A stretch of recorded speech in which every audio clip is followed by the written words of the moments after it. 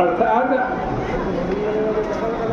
पंचगव्य पान करने से क्या होता है? बोलना चाहिए ना, 2 आइटम टाइम कहते शरीर के ही नहीं, अस्थि में चिपके हुए जो पाप है, अस्थि में चिपके हुए, हड्डी में चिपके हुए जो रोग है, वो पंचगव्य के पान करने से नष्ट हो जाते हैं।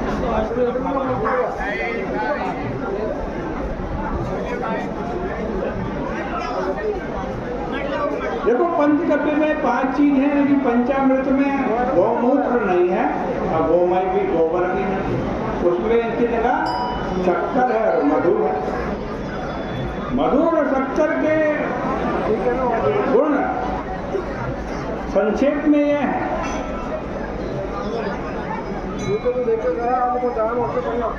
कि बादलं दुर्गीतं च रक्त पित्त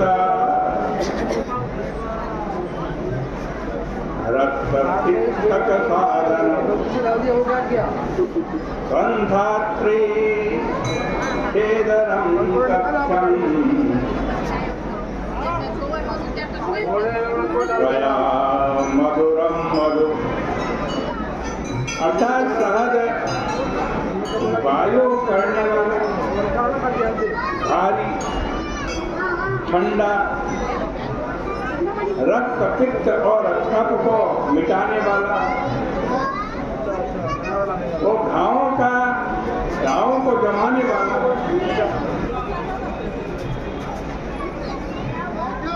जमे हुए कफ आदि का काटने वाला वृक्ष है, कसेरा है,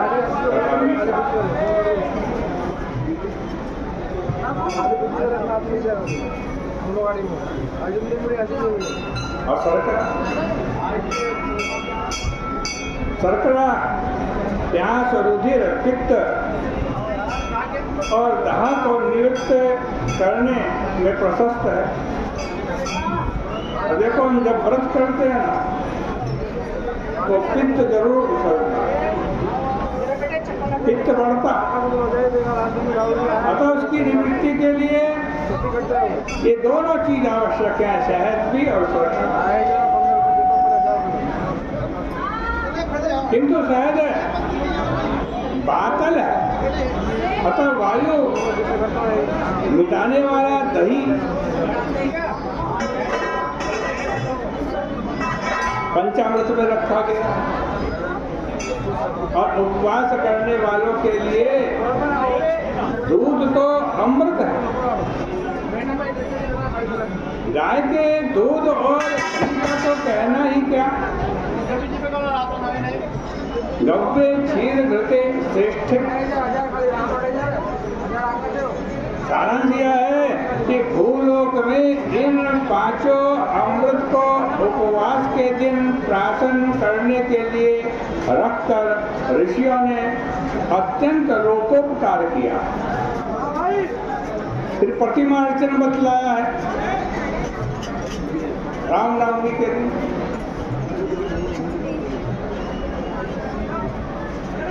और प्रतिमा अर्चन एक प्रकार का यज्ञ है। इसे अब स्पष्ट करके समझिए। भगवद गीता के अनुसार यज्ञ की परिभाषा यह होती है कि जो क्रिया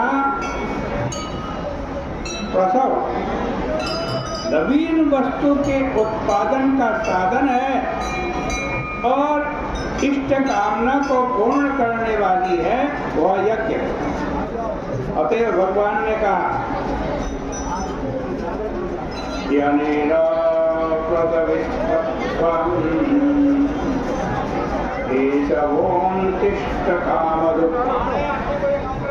अर्थात यज्ञ के द्वारा तुम प्रसव नवीन वस्तुओं का उत्पादन करोगे और यही तुम्हारे अभिष्ट मनोरथों को पूर्ण करने वाला है।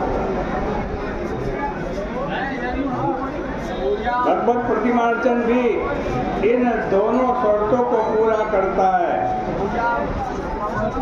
अतः वह भी एक प्रकार का यज्ञ है, क्योंकि भगवत प्रतिमा भगवान का प्रतिरूप है। जिस प्रकार की ध्वन्यात्मक वर्णों का प्रतिरूप लिपि रूप है, वैसे बिना लिपि के केवल ध्वन्यात्मक वर्णों से व्यवहारिक भाषा का काम नहीं चल सकता। उसी प्रकार बिना प्रतिमा के उपासना, आराधना और सेवा पूजा का भी काम नहीं चल सकता। यहाँ यह भी समझ लेना चाहिए कि प्रतिमा अर्चन अपने कल्याण के लिए है, न कि भगवान की आकांक्षा पूर्ति के लिए। क्योंकि जगत के स्वामी को हम क्या दे सकते हैं? अतः उनकी सेवा से हम अपना ही भला करते हैं, उसके द्वारा हमारे मनोरथ पूर्ण होते हैं और आध्यात्मिक विकास का प्रसव होता है। यह आराधकों से छिपाना ही है। भगवान भी इसी कारण यज्ञ है, हवन भी इसी कारण यज्ञ है, क्योंकि वह भी हवन की जाने वाली वस्तुओं को परमाणु रूप में विभक्त करके उनकी वृद्धि करता है और मनोरथ को भी पूर्ण करता है। अतः ये दोनों यज्ञ इन दिन रामनवमी के दिन आवश्यक है। और दान के विषय में तो विशेष क्या लिखना, दान की महिमा जगत प्रसिद्ध है। हाँ, यह अवश्य है कि वह भगवत गीता के अनुसार होना चाहिए। दान दातव्यमिति यद्दानम् दीयते अनुपकारिणे देशे काले च पात्रे च तद्दानं सात्विकं विदो। अर्थात जब आप दान करते तो एक बात ध्यान रखें, समझदारी के अनुसार दान कर। पवित्र देश हो, पवित्र काल हो और जिसको दान कर दे रहे हो उत्तम पात्र हो, यह सात्विक दान। ऐसा सात्विक दान देना चाहिए, राजसी तामसी नहीं। यह भी स्मरण रखना चाहिए कि सत्पात्र को ही दान दे, कुपात्र को नहीं।